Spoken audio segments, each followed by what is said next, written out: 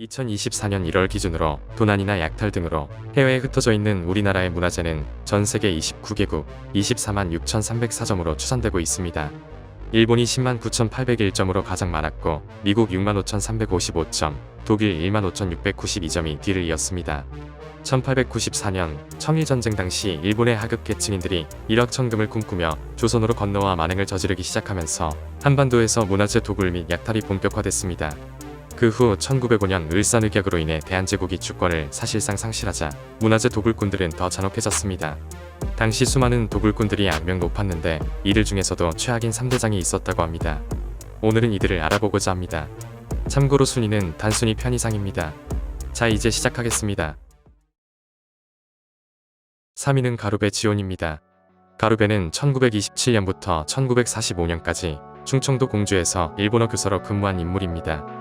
그는 본래 평양의 숭실전문학교에서 교사로 활동하기도 하였으나 당시 평양은 최고의 학자들이 몰려가 있던 곳이라 유적 탐사에 관심이 많았지만 아마추어였던 가루베가 설 자리는 없었습니다. 그러던 1927년 공주로 와보지 않겠냐는 제안을 받은 가루베는 공주고등보통학교로 자리를 옮겼습니다.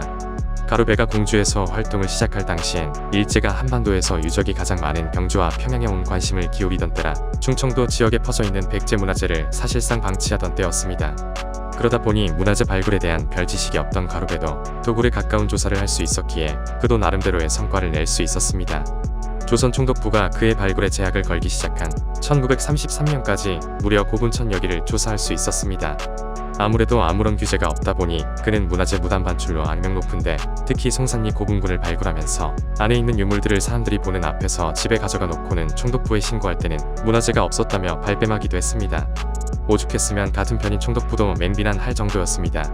더 환장할 것은 발굴하면서 어떤 유물들이 나왔는지 제대로 기록하지 않았으며 그나마 기록한 것도 하자나 전쟁으로 대부분 소실되어 얼마나 많은 유물들이 있었는지 그들은 어떠한 가치가 있었는지 등 중요한 사실을 영원히 알 수 없게 되었습니다.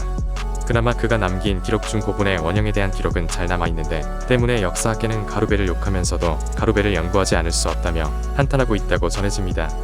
그리고 2006년경 가루베의 만행이 재조명이 되자 가루베의 유족들은 그가 남긴 것 전부라며 문화재를 한국에 반환했는데 고작 백제기와 내점이 전부였습니다. 2위는 이토 히로부미입니다. 조선 통감부 초대 통감을 지낸 이토 히로부미는 고려자기에 환장한 인물이었습니다. 워낙 고려자기에 미쳐있다 보니 그는 통감을 지내면서 고려자기 도굴을 사실상 주장했습니다. 이토는 한 술자리에서 본인의 하수인이던 곤도 사고로에게 고려자기가 너무 마음에 든다며 싹쓸이하라는 명을 내렸습니다. 곤도는 이토 하나를 만족시키기 위해 한반도에 있는 모든 고려자기를 사들였습니다. 덕분에 고려자기는 품귀 현상을 빚었는데 이때 한몫 챙기려는 도굴꾼들이 기승을 부렸다고 합니다. 현재 북한 지역에 있는 고려 고분들은 제 모습을 갖추고 있는 경우가 드문데 물론 북한이 제대로 관리하지 않는 것도 있지만 구함할 때부터 도굴당한 탓도 큰 것으로 알려졌습니다. 다시 본론으로 돌아와 이토가 죽었을 당시 보유하고 있었던 고려자기가 수천 점이었다고 전해집니다. 한참 일때는 이토는 최소 수만 점의 고려자기를 가지고 있었습니다.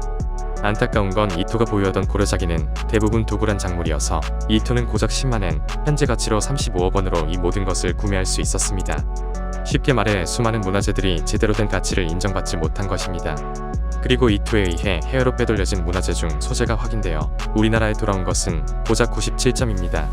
참고로 당시 이토 히로부미의 개인적인 욕심으로 인해 시작된 고려자기의 인기는 해방 후에도 계속되어 1960년대 말까지 고려자기를 일본으로 밀반출하려는 사람들이 기승을 부렸다고 전해집니다.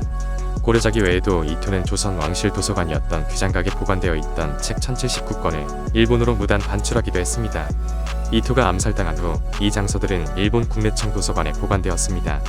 본래 일본은 이들을 반환해줄 생각이 없었으나 민간과 정부가 각고의 노력을 한 덕분에 2010년에 모두 돌려받을 수 있었습니다. 1위는 한국문화재 도굴꾼 3대장 중 대빵인 오구라 다케노스케입니다. 그는 1904년에 조선으로 건너왔고 대구에서 부동산 사업을 하며 큰 돈을 모았습니다. 그는 엄청난 재력을 바탕으로 1920년대부터 문화재를 수집하기 시작했습니다. 대구에 기반을 두었던 탓에 그는 영남 지방에 있던 문화재를 주로 도굴했는데 특히 가야시대 문화재의 피해가 극심했습니다. 무려 가야시대 국보급 문화재 240여 점이 일본으로 빼돌려졌는데 때문에 우리나라 역사학계가 가야시대를 연구함에 있어 많은 어려움이 있는 것으로 알려졌습니다. 오죽했으면 같은 일본인 학자인 이만희 시류가 오구라의 만행을 보고 그의 잔혹함이 조선 전체에 이르고 있다며 한반도 유물 파괴를 걱정할 정도였습니다. 당연히 일제강점기 도굴꾼들의 대빵인 오구라가 약탈한 문화재는 더 있습니다. 대표적으로 그는 고종 황제의 익선관, 투구 등 다수의 조선 왕실의 유물들을 일본으로 빼돌렸습니다. 그는 1920년대부터 1945년까지 무려 5,000점 이상의 문화재를 수집했는데 해방 시까지 반출하지 못한 4,000점을 제외하고 1,154점은 현재까지도 일본에 있으며 일본은 개인이 반입한 일에는 국가가 개입할 수 없다는 입장을 고수하고 있습니다. 심지어 이들 중 39점은 일본의 국보로 지정되어 있습니다. 그리고 오구라는 1964년에 한국 언론과 인터뷰를 한 적이 있는데 본인이 수집한 4,000점의 유물을 대구에 놓고 온 것이 아깝다면서 오히려 본인이 이들을 전부 반환받고 싶다며 뻔뻔함을 보여주기도 했습니다. 참고로 도굴로 얻은 문화재를 제외하고 문화재를 모으기 위해 문화재 경매에 쏟아부은 돈이 무려 2천만 엔으로 알려졌는데 이는 당시 우리나라의 문화재를 지키기 위해 매입하여 보호하던 간송 전영필 선생이 투자한 2만원보다 10배 이상 큰 어마무시한 돈이었습니다. 당시 2만원이 지금 가치로 60억이니 2천만 엔은 지금 가치로 무려 600억 원 정도 됩니다. 자, 지금까지 한국 문화재 도굴꾼 3대장을 알아보았습니다. 얼마나 많은 시간이 필요할지는 모르겠지만 우리나라가 끈질기게 요구하여 약탈당한 문화재를 모두 반환받길 기대하며 이번 영상은 여기서 마치겠습니다. 재미있게 보셨다면 구독과 좋아요 부탁드립니다. 감사합니다.